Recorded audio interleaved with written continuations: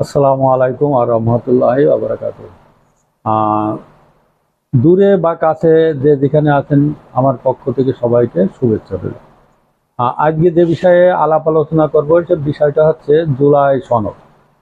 কয়েকদিন আগে এই জুলাই সনদের বিষয়ে স্বাক্ষর হলো, বিভিন্ন রাজনৈতিক দল এখানে স্বাক্ষর করেছে।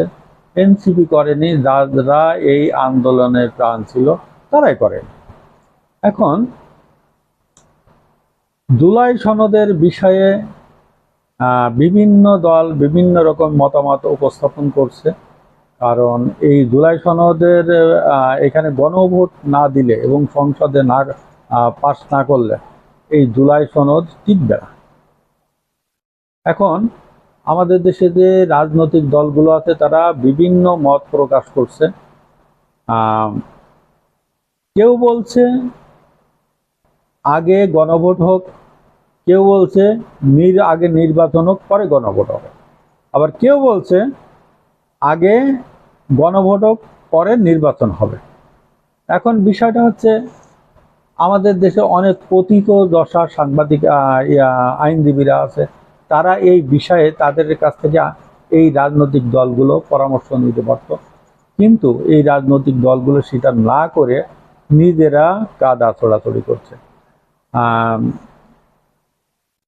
আমাদের প্রধান উপদেষ্টা ডক্টর ইউনূস সাহেব যখন এ দেশের সংস্কার কমিশন করেন, তখন উনি স্বাধীন বাংলাদেশের পতিত দশা আইনজীবী স্বাধীন মালিককে এটার দায়িত্ব নিতে বলেছিলেন, কিন্তু তিনি শুরুতে নাকচ করে দিয়েছেন। পরে উনি কি করলেন, আমেরিকা থেকে ডক্টর আলী রিয়াজকে ডেকে আনলেন। উনি কোনো আইনজীবী নন, উনি একজন রাষ্ট্রবিজ্ঞানী। রাষ্ট্রবিজ্ঞানীর কাছে একটা সংবিধান সংস্কার হবে, রাষ্ট্রবিজ্ঞানীর হাত দিয়ে জুলাই সনদ হবে, উনি তো অনেক কিছুই বোঝেন না। এখন প্রধান উপদেষ্টা কোনটা মনে করে কি মনে করে এটা দিল, আমরা এই বিষয়টা আসলে ভালো করে বুঝছি না। এটা উনি ভালো করে জানেন। বাংলাদেশের কিংবদন্তি আইনজীবী, যার হাত দিয়ে বাংলাদেশের এই সংবিধান রচিত হয়েছে এবং তিনি সংবিধান এর কমিটির প্রধান ছিলেন, সেই কিংবদন্তি ডক্টর কামাল হোসেন এখনো বেঁচে আছে। সরকার পারত তার পরামর্শ নিতে। এই সংবিধান যদি সংশোধন করেন এবং জুলাই সনদের বিষয়ে তার পরামর্শ নিতে পারত, কিন্তু তাকে ডাকা হয়নি। বাংলাদেশের অনেক আইনজীবীকে ডাকা হয়নি। প্রধান উপদেষ্টা পারতেন বাংলাদেশের সর্বদলীয় বৈঠকের মাধ্যমে বাংলাদেশের যেসব নাম করা আইনজীবীরা আছে তাদেরকে ডাকতে। অনেক অনেক গুলো ব্যারিস্টার আছে আমাদের দেশে, অনেকগুলো ভালো ভালো আইনজীবীরা আছেন, তাদেরকে ডাকতে পারতেন, কিন্তু কোনো অবস্থাতেই তাদের সাথে কোনো পরামর্শ সরকার না করে তিনি কি করলেন, একটা অনভিজ্ঞ একজন ব্যক্তিকে দিয়ে এবং আমাদের দেশের নাগরিক নন উনি, তাকে দিয়ে এই সংবিধান সংস্কারের কাজ উনি করেছেন। এখন যেটা সংবিধান থেকে আমি আসি, এখন জুলাই সনদ। জুলাই সনদটা নিয়ম অনুযায়ী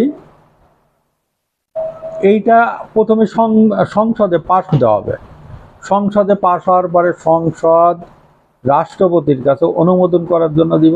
রাষ্ট্রপতি যদি মনে করেন যে না, এটা আরও যাচাই বাছাই করার প্রয়োজন আছে, এটাকে গণভোটে দেওয়া হবে, তখন উনি নির্বাচন কমিশনারকে ডাকবেন, ডেকে এটাকে গণভোটের ব্যবস্থা করবেন। কিন্তু সেটা না করে এখন বিভিন্ন একজনে এক এক মত উপস্থাপন করছে। তা এখন আমাদের দেশে যে দলগুলো আছে তাদেরকে প্রত্যেকটা দলের উচিত এই বিষয়ে একমত হয়ে যে কোনো সিদ্ধান্ত নেওয়া এবং সংসদ ব্যতীত এটার হাত না দেওয়াই ভালো। কারণ সংসদ ছাড়া, সংসদে পাস ছাড়া, প্রেসিডেন্টের অনুমোদন ছাড়া এটা হবে না। কেউ কেউ আবার বলছেন অধ্যাদেশের মাধ্যমে।